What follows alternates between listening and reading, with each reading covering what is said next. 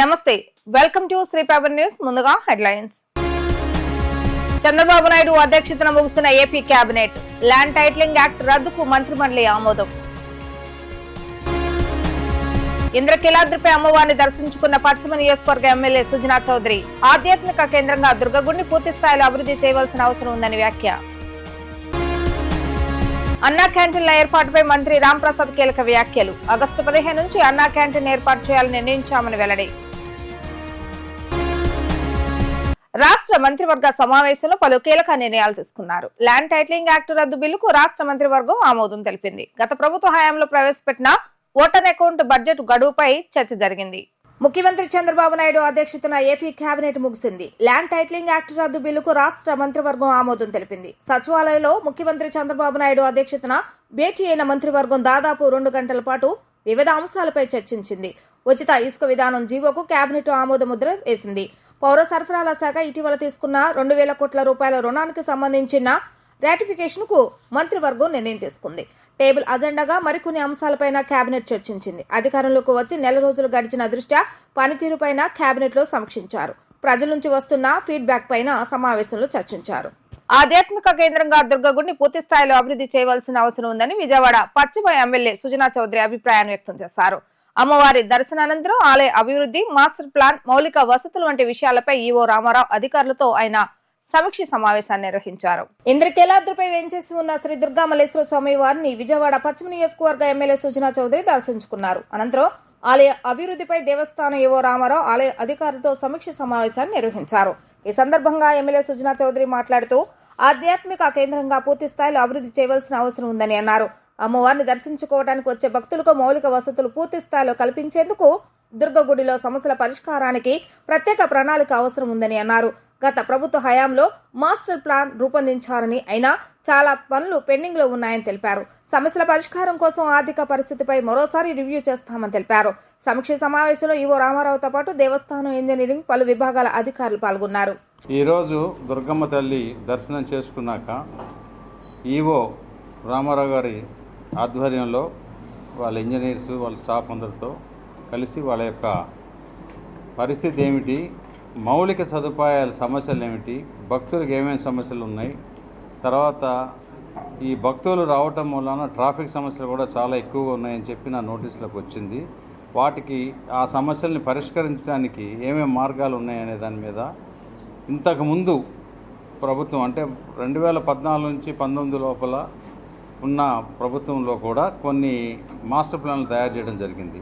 కానీ దురదృష్టవశాత్తు ఆ తర్వాత ఆ మాస్టర్ ప్లాన్లు కొన్ని అయ్యారు, కొన్ని కాలేదు. ఏదైనప్పటికీ చాలా పెండింగ్ పనులు ఉన్నాయి. వీటికి పర్మనెంట్గా ఇంద్రకీలాద్రి ఆధ్యాత్మిక క్షేత్రం కింద దీన్ని ఎలా డెవలప్ చేయాలనే దాని మీద ఎవరితో సంప్రదించాలి అనేది డిస్కస్ చేయడం జరిగింది.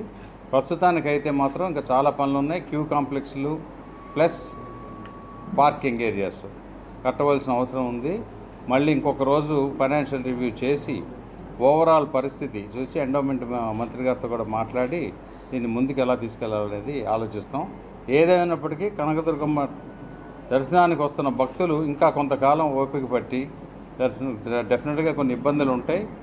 వీలైన త్వరగా అవన్నీ కూడా ఆ ఇబ్బందుల్ని తొలగించే విధంగా పనిచేస్తామని చెప్పి మరొకసారి చెబుతున్నాను. అన్నా క్యాంటీన్ల ఏర్పాటుపై మంత్రి రాంప్రసాద్ రెడ్డి కీలక ప్రకటన చేశారు. ఆగస్టు 15 నుంచి అన్నా క్యాంటీన్లు ఏర్పాటు చేయాలని నిర్ణయించామని తెలిపారు. ముఖ్యమంత్రి చంద్రబాబు నాయుడు అధ్యక్షతన జరిగిన కేబినెట్ భేటీలో ఈ మేరకు నిర్ణయం తీసుకున్నామని చెప్పారు. ఒక్కో నిర్ణయం దశల వారీగా తీసుకుంటామని వెల్లడించారు. మహిళలకు ఉచిత బస్సు విధానంపై అధ్యయనం చేస్తున్నామని అన్నారు. త్వరలోనే పూర్తి స్థాయిలో ప్రారంభిస్తామని ఆయన పేర్కొన్నారు. ముఖ్యంగా ఈరోజు కేబినెట్ సమావేశం ఎజెండా గురించి మాట్లాడుకుందాం. దీంట్లో ఈ రాష్ట్రంలోనే ఎందరో లక్షలాది మంది పేదల యొక్క కడుపు నింపే అన్నా క్యాంటీన్ల యొక్క పునర్ప్రారంభం గురించే ఇక్కడ కేబినెట్లో ఈరోజు చర్చ జరిగింది. అది కూడా అతి త్వరలోనే ఆగస్టు 15వ దినమున మరొక్కసారి తెలుగుదేశం పార్టీ అధికారంలోకి వచ్చిన తర్వాత పేదవాళ్లకు కడుపు నిండా భోజనం పెట్టే పథకాన్ని ముందు కంటే మెరుగ్గా ఈ రాష్ట్రంలో ప్రవేశపెట్టేదానికి మా కేబినెట్ నిర్ణయం తీసుకోవడం జరిగింది. ఇది చాలామంది పేదవారికి ఒక శుభవార్త కాబట్టి ఆగస్టు 15 దినమున జరుపుకుంటాం. అలాగే మీరందరూ ఏదైతే ఎక్స్పెక్ట్ చేస్తున్నారో ఉచిత ప్రయాణం అనేది మహిళలకు ఫేజ్ వైజ్ చేస్తున్నాం. 1వ తారీఖున పెన్షన్లు ఇవ్వడం జరిగింది. స్కిల్ డెవలప్మెంట్ కానీ స్కిల్ సెన్సెస్ అనేవి తీసుకుంటున్నాం. అలాగే అన్నా క్యాంటీన్లు ఓపెన్ చేస్తున్నాం. ఇలాగా నిన్న ఉచిత ఇసుక ఇవ్వడం జరిగింది. ఇలాంటి పథకాలన్నీ ఫేజ్ వైజ్ చేస్తున్నాం. ఈ 35 రోజుల్లోనే మీరందరూ గ్రహించాలి. ఏ మాట అయితే ఆ రోజు ఎలక్షన్స్ ముందు తెలుగుదేశం పార్టీ నాయకులమైతేనే మా ప్రభుత్వం ఏర్పడిన తర్వాత చేస్తామన్నాము, అవి విడతల వారీగా రాష్ట్ర ప్రజలందరికీ అందించేదానికి మేము సిద్ధంగా ఉన్నాం. మా ఆర్టీసీ డిపార్ట్మెంట్ అయితేనేం, ట్రాన్స్పోర్ట్ అయితేనేం, మా అధికారులు అయితే మన పక్కలున్న 3 రాష్ట్రాల్లో పర్యటించడం జరిగింది. ఆ రాష్ట్రాల్లో ఉన్న నిబంధనలు, అక్కడ అమలవుతున్న సిస్టమ్ను చూసి అంతకంటే మెరుగ్గా ఏర్పాటు చేసేదానికి సిద్ధంగా ఉన్నాం. ముఖ్యంగా ఈ ప్రాసెస్ కొంచెం లేట్ అయ్యేదానికి ఏ విధమైన కారణాలు లేవు. ఎందుకంటే ఇచ్చేది 100% ట్రాన్స్పరెన్సీగా ప్రజలకు అందే విధంగా చేయాలి. కాబట్టి 1 by 1 కార్యక్రమాలు ఏదైతే మేనిఫెస్టోలో మేము చెప్పాం జరుగుతూ ఉన్నాయి. దానిలలో 3 సిలిండర్లు అయితేనే ఈ ఉచిత బస్సు అవన్నీ ఇంకా ఉన్నాయి. కాబట్టి అతి త్వరలోనే ఇంప్లిమెంట్ అవుతాయి. గత ప్రభుత్వం తెచ్చిన జీపీఎస్ జీవోని ఎన్డీఏ ప్రభుత్వం రద్దు చేయాలని తీసుకున్న నిర్ణయాన్ని స్వాగతిస్తున్నామని ఏపీఎన్జీఓ సంఘ అధ్యక్షుడు శివారెడ్డి అన్నారు. గత ప్రభుత్వం ఇచ్చిన జీవోని ఈ ప్రభుత్వం అమలు చేయాలని లేదని అన్నారు. గత ప్రభుత్వం 1500 మందికి పైగా ఉద్యోగులపై కేసులు పెట్టిందని, ఆ కేసులు కొట్టివేయాలని ఎన్డీఏ ప్రభుత్వాన్ని కోరారు. గాంధీనగర్లోని ఏపీఎన్జీఓ కార్యాలయం నందు విలేకరుల సమావేశం జరిగింది. ఈ సందర్భంగా సంఘ అధ్యక్షుడు శివారెడ్డి మాట్లాడుతూ గత ప్రభుత్వంలో 1వ తారీఖున జీతాలు ఇవ్వాలని కోరినా ఇవ్వలేదన్నారు. ఎన్డీఏ ప్రభుత్వం వచ్చిన మొదటి నెల 1వ తారీఖున జీతాలు వేయడం సంతోషంగా ఉందని అన్నారు. ఇదే తరహాని భవిష్యత్తులో కూడా కొనసాగించాలని కోరుతున్నామని అన్నారు. సిపిఎస్ నుంచి ఓపీఎస్ దిశగా ముఖ్యమంత్రి చంద్రబాబు నాయుడు త్వరగా నిర్ణయించాలని కోరుతున్నామని వెల్లడించారు. ఆర్థిక శాఖ మంత్రితో కూడా చర్చలు జరిపి ఇది నాకు తెలియకుండా ఏ విధంగా వచ్చింది, ఇది మనం చెప్పలేదు కదా, గత ప్రభుత్వానికి మనకు సంబంధం లేదు కదా అని చెప్పి ఇమ్మీడియట్గా నిలుపుదల చేయాలని తెలియజేసినందుకు ముఖ్యమంత్రి గారికి ఏపీఎన్జీఎస్ పక్షాన, ఉద్యోగులు ఉపాధ్యాయుల పక్షాన, జేఎస్ పక్షాన హర్షం వ్యక్తం చేస్తూ ముఖ్యమంత్రి గారికి ధన్యవాదాలు తెలియజేసుకుంటున్నాం. అదేవిధంగా గత ప్రభుత్వం వచ్చిన వారం రోజులనే సిపిఎస్ రద్దు చేసి ఓపీఎస్ ఇస్తామని మాట చెప్పడం జరిగింది. వారం కాదు కదా, నెలలు గడిచాయి, సంవత్సరాలు గడిచాయి, 5 సంవత్సరాలు పూర్తి టైం కూడా అయిపోయింది. దాని ధర మీద మధ్యలో జీపీఎస్ అని గ్యారెంటీ పెన్షన్ స్కీమ్ అని తీసుకురావడం జరిగింది. ఉద్యోగులు ఉపాధ్యాయులు ఎవరూ కూడా వద్దని చెప్పినా కూడా పెడచెవిన పెట్టి మా మాట వినకుండా అక్టోబర్ 2023లో దాన్ని అసెంబ్లీలో పెట్టి జీపీఎస్ విధానాన్ని పాస్ చేయడం జరిగింది. అయితే ఎప్పుడు కూడా ఓపీఎస్ కావాలని ఉద్యోగ సంఘాలందరూ కూడా ఎన్ని మీటింగ్లు పెట్టడం కూడా జరిగింది. దాదాపు సిపిఎస్ మీద సిపిఎస్ ఎంప్లాయీస్తో కూడా పిలుచుకొని ఉద్యోగ సంఘాలను కూడా 10-12 మీటింగ్లు జరగడం జరిగింది. ఏ ఒక్క మీటింగ్లో కూడా సిపిఎస్ వద్దని చెప్పి ఓపీఎస్ అంటే ఓపీఎస్ అడుగులుగా వేయకుండా మేము చెప్పిందే తీసుకోవాలి, జీపీఎస్ఏ ప్రధానము, మీకు ఇదే మెరుగైందని చెప్పడం జరిగింది. అయితే ఉద్యోగ లోకంలో ఎవరు కూడా దాన్ని వ్యతిరేకించడం జరిగింది, ఎవరు కూడా మాకు వద్దని చెప్పడం జరిగింది. దానికి ఆప్షన్ ఏమంటే కూడా ఏ ఉద్యోగి కూడా ఆప్షన్ ఇవ్వలే జీపీఎస్ కావాలని. కాబట్టి అది ఆనాటి ఇచ్చిన ప్రభుత్వంలో ఇచ్చిన జీవోను ఈ ముఖ్యమంత్రి గారు జాయిన్ అయిన రోజున 12వ తేదీ జాయిన్ అయ్యి ముఖ్యమంత్రి గారు ప్రమాణ స్వీకారం చేస్తే అదే రోజు జీవోను విడుదల చేయడం జరిగింది డేట్తో. మరి అది కాక నిన్న లేక మొన్న గజెట్లో 197 దాని గజెట్ను కూడా 296 పెట్టి అమలు చేస్తున్నామని చెప్పిన. మరి ఏదో గత ప్రభుత్వం ఇచ్చిన దాన్ని ఈ ప్రభుత్వం ఎటువంటి పరిస్థితుల్లో అమలు చేసే ప్రసక్తి లేదు. ఈ ముఖ్యమంత్రి గారు అదేవిధంగా క్యాన్వాస్లో ఉన్నప్పుడు ఉద్యోగులు సిపిఎస్ అందరూ కూడా అక్కడక్కడ అడిగితే తప్పకుండా మీకు మెరుగైంది చేస్తాను, ఖచ్చితంగా మీకు మేలు జరిగే విధంగా తీసుకొస్తామని చెప్పి మాట ఇవ్వడం జరిగింది. ఆ దిశగా ముఖ్యమంత్రి గారు అడుగులు వేస్తున్నారనే దానికి నిన్న చెప్పిన దానికే అభ్యర్థులు పెట్టడమే నిదర్శనం చెప్తున్నాం. ఆ దిశగా మరి ముఖ్యమంత్రి గారు కూడా అడుగులు వేయాలని కూడా మేము కోరుకుంటున్నాం. గత ప్రభుత్వం వారం రోజుల్లో సిపిఎస్ రద్దు చేస్తామని అధికారంలోకి వచ్చిన తర్వాత మోసం చేసి జీపీఎస్ తీసుకొచ్చారని ఉద్యోగ సంఘ నాయకులు తెలిపారు. సిపిఎస్ ఉద్యోగులతో పాటు అందరూ దాన్ని వ్యతిరేకించామని అన్నారు. ఉద్యోగుల అభిప్రాయాలు తీసుకోకుండా బలవంతంగా జీపీఎస్ ను జగన్ ప్రభుత్వం తీసుకొచ్చిందని ఆయన మండిపడ్డారు. జీపీఎస్ పై జీవోని వెనక్కి తీసుకోవడంపై సిపిఎస్ ఉద్యోగులు హర్షం వ్యక్తం చేశారు. గత ప్రభుత్వం తీసుకొచ్చిన జీపీఎస్ జీవోను కొంతమంది అధికారులు బయట పెట్టారని అన్నారు. పాత ప్రభుత్వం తాలూకా వాసన ఇంకా అధికారులకు పోయినట్లు లేదని తెలిపారు. జీపీఎస్ జీవో బయటకు రావడంపై కొంతమంది ఉద్యోగులు ఆందోళన చెందారని, ముఖ్యమంత్రి చంద్రబాబు నాయుడు దృష్టికి ఆందోళన అంశం వెళ్లడంతో జీవోని నిలుపుదల చేశారని స్పష్టం చేశారు. జీవో నిలుపుదలకు ఆదేశాలు ఇచ్చిన ముఖ్యమంత్రి చంద్రబాబు నాయుడుకు వారు ధన్యవాదాలు తెలిపారు. ఏఏసీ కమిటీల్లో మేమైతే నిర్ణయం చెప్పామో అన్ని సంఘాలతో ఆలోచించి ఒక నిర్ణయం తీసుకోమని జీపీఎస్ విధానం మీద చెప్పాము. దానికి వ్యతిరేకంగా వాళ్ళు తీసుకొచ్చినటువంటి యాక్ట్ అలాగే జీవోల్ని మన గౌరవ ముఖ్యమంత్రి గారు తక్షణమే, అంటే ఏ ఎంప్లాయీస్ అసోసియేషన్స్ కూడా ఏ రిప్రజెంటేషన్ దీని మీద ఇవ్వకపోయినా కూడా ఆయనకి మన సీఎం గారికి ఎంప్లాయీస్ మీద ఒక రకమైన చక్కటి అభిప్రాయం ఉంది. ఎంప్లాయీస్ని గౌరవిస్తాము అనే మాటగా ఆయన నిలబెట్టుకుంటూ మేనిఫెస్టోలో చెప్పిన విధంగా ఈ జీపీఎస్ విధానం మీద ఇమీడియట్గా ఆయన ఆ ఉత్తర్వుల్ని నిలుపుదల చేశారు. దానికి ఆంధ్రప్రదేశ్ సచివాలయ సంఘం నుంచి మేము అందరం కూడా ధన్యవాదాలు కృతజ్ఞతలు తెలియజేస్తున్నాం. అయితే ఈ మేనిఫెస్టోలో కూడా సీఎం గారు చెప్పడం జరిగింది, సిపిఎస్ విధానం మీద అందరితో మాట్లాడి ఒక ఆమోదయోగ్యమైనటువంటి ఒప్పందానికి వచ్చిన తర్వాతే వీటి మీద నిర్ణయం తీసుకుంటామని చెప్పారు. తదనుగుణంగానే ఆనరబుల్ సీఎం గారు చంద్రబాబు నాయుడు గారు చేయడం అనేది మా అందరికీ చాలా హర్షదాయకంగాను సంతోషంగానే ఉంది. ఇలాగే ఇది ఒక ఉదాహరణ అన్నమాట. సీఎం గారు ఎంప్లాయీస్ పట్ల ఎంత ఇదిగా ఉన్నారు, ఎంతటి చక్కటి సహకార భావంతో అందరినీ ఎంప్లాయీస్ కలుపుపోయే భావంలో ఉన్నారనేది అర్థమవుతుంది. మా ఆంధ్రప్రదేశ్ సచివాలయ సంఘం అందరు ఎంప్లాయీస్ తరఫున కూడా మేము సీఎం గారికి ప్రతి కార్యక్రమంలోనూ ప్రతి దీనిలోనూ ప్రభుత్వానికి పూర్తిగా సహకరిస్తూ మేము సహకరిస్తామని విజ్ఞప్తి చేస్తున్నాం. విధానాన్ని పునఃసమీక్ష చేస్తాము, అందరికీ ఆమోదయోగ్యమైనటువంటి పరిష్కారాన్ని కనుక్కుంటామని చెప్పి అన్నారు. అలాగే డిప్యూటీ సీఎం గారు ఈ ప్రభుత్వం ఏర్పడిన సంవత్సరంలోపు ఈ యొక్క విధానం మీద మేము తగిన అధ్యయనం చేసి మీ అందరికీ చక్కని పరిష్కారాన్ని సూచిస్తామని చెప్పారు. సో వారి యొక్క మాటతో పాటు ఉద్యోగుల యొక్క డిమాండ్ మేము మొదటి నుంచి ఓల్డ్ పెన్షన్ కావాలనే కోరుతూ ఉన్నాం. ఇతర రాష్ట్రాల్లో రద్దు చేశారు, రాజస్థాన్, ఛత్తీస్గఢ్, పంజాబ్ ఆయా రాష్ట్రాల్లో ఎట్లాగైతే రద్దు చేశారో, ఏ రకంగా అయితే వారు ముందుకు పోతున్నారో, అక్కడ వాళ్ళు ఏ రకమైన మార్గాన్ని అనుసరించారో వాటిని అనుసరించి ఈ రాష్ట్రంలో కూడా ఉద్యోగులందరూ కోరుకుంటున్నట్టు పాత పెన్షన్ విధానానికి వెళ్ళే మార్గం వైపు ఆలోచించాలని చెప్పని ప్రభుత్వాన్ని ఈ సందర్భంగా కోరుతూ ఉన్నాము. అలాగే ఉద్యోగ సంఘాల యొక్క కన్సెంట్ కూడా తీసుకుని వారితో కూడా ఇమీడియట్గా ఈ యొక్క అంశం మీద చర్చలు జరిపి ఉద్యోగులు ఇప్పటికే కొంత ఆందోళన అనేది నెలకొంది. మొన్న వచ్చిన జీవో వల్ల ప్రభుత్వం ఒక మాట చెప్పింది, ఇప్పుడేమో ఇంకొక ఈ రకంగా జీవో వచ్చింది. సో దాన్ని తొలగించాలని ఈ దిశగా ప్రభుత్వం చర్యలు తీసుకొని ఉద్యోగ సంఘాలతో ఇమీడియట్గా చర్చలు జరిపి ఈ యొక్క జీపీఎస్ విధానం అలాగే రద్దు చేసి పాత పెన్షన్ విధానం ఉద్యోగులు ఏ రకంగా అయితే కోరుకుంటున్నారో ఆ దిశగా చర్యలు తీసుకోవాలని కోరుతూ ఉన్నాం. ఒడిశా తీరాన్ని ఆనుకొని వాయువ్య పశ్చిమ బంగాళాఖాతంలో అల్పపీడనం ఏర్పడిందని భారత వాతావరణ సంస్థ అమరావతి విభాగం వెల్లడించింది. మరోవైపు ఉపరితలం ఆవర్తనం, రుతుపవన ద్రోణి కూడా కొనసాగుతున్నాయని, నేడు కూడా ఏపీలో విస్తారంగా వర్షాలు పడతాయని తెలిపింది. కాకినాడ, ఉభయ గోదావరి, ఎన్టీఆర్, ఏలూరు, పార్వతీపురం మన్యం, కోనసీమ, నెల్లూరు, తిరుపతి, శ్రీకాకుళం, ప్రకాశం, విజయనగరం, పల్నాడు, అనకాపల్లి, కృష్ణా, బాపట్ల, గుంటూరు జిల్లాలో అక్కడక్కడ పిడుగులతో కూడిన తేలికపాటి వర్షాలు కురుస్తాయని వాతావరణ సంస్థ వివరించింది. కాగా వాయువ్య పశ్చిమ మధ్య బంగాళాఖాతంలో జూలై 19 నాటికి మరో అల్పపీడనం ఏర్పడే అవకాశాలు ఉన్నాయని కూడా తెలిపింది.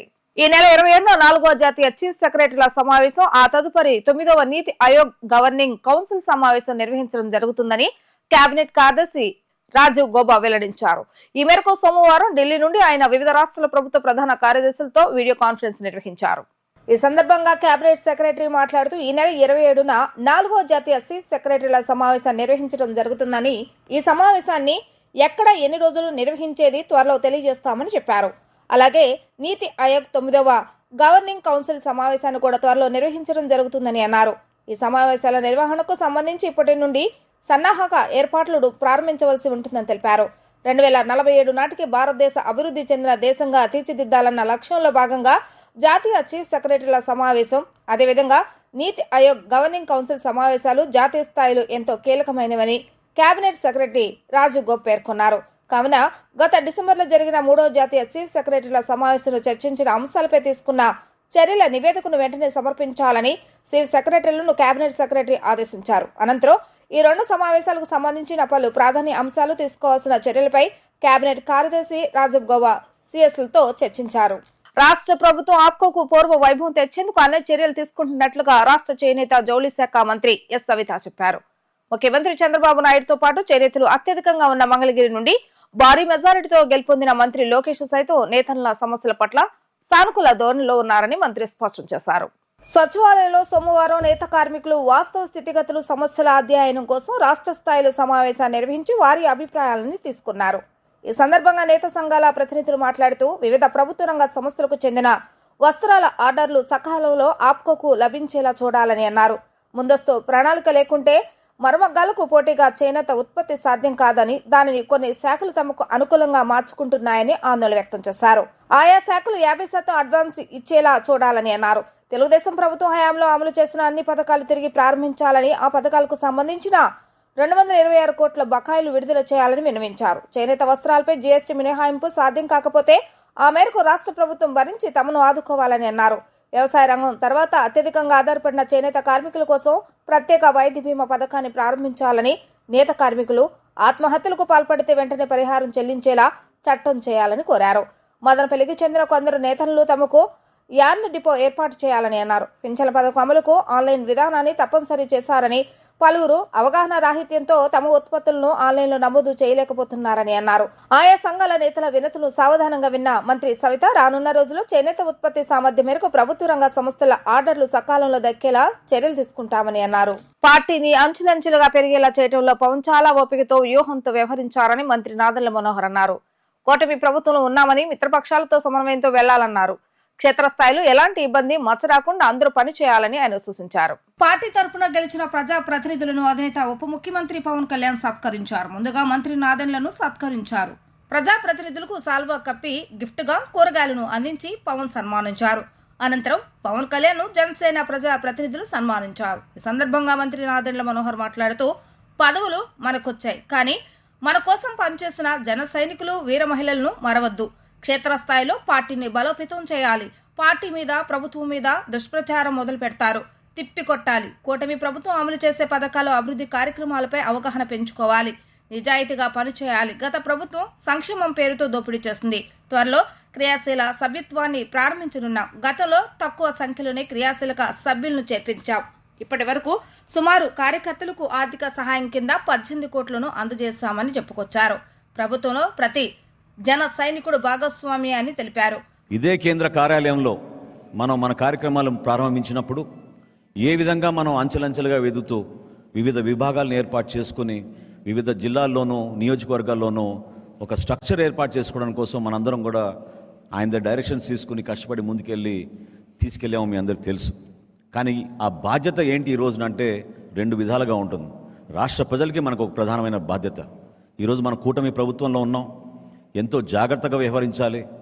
ఎవరు కూడా అనవసరంగా టెంప్టేషన్స్కి లోన్ కాకుండా చాలా చిత్తశుద్ధితోటి ఎంత కష్టపడి ఈ కూటమి విజయం కోసం 100% స్ట్రైక్ రేట్ కోసం మన పార్టీ అధ్యక్షులు పనిచేశారో దాన్ని మీరు ప్రతి నిమిషం గుర్తుపెట్టుకోవాలి. ఎందుకంటే చిన్న చిన్న కమ్యూనికేషన్ గ్యాప్స్ కానీ డిస్టర్బెన్సెస్ కానీ సహజం రాజకీయాల్లో. కానీ అది ఆధారం చేసుకుని దాని వెనక ఎంత కృషి చేసి ఆయన మంచి మనస్తత్వంతో మనం ముందుకెళ్దాం, రాష్ట్ర ప్రజలకి మనం మంచి ప్రభుత్వాన్ని ఏర్పాటు చేద్దామని ఆయన చేసిన కష్టాన్ని మీరెవరు కూడా దయచేసి క్షేత్రస్థాయిలో తక్కువ చేయబాకండి. మీకు ఎక్కడ ఇబ్బంది ఉంటే మన పార్టీ విధానాల్ని మీరు అనుసరించుకుని మన ఆశయ సాధన కోసం అంతిమంగా మన రాష్ట్ర ప్రజలు బాగుపడాలి.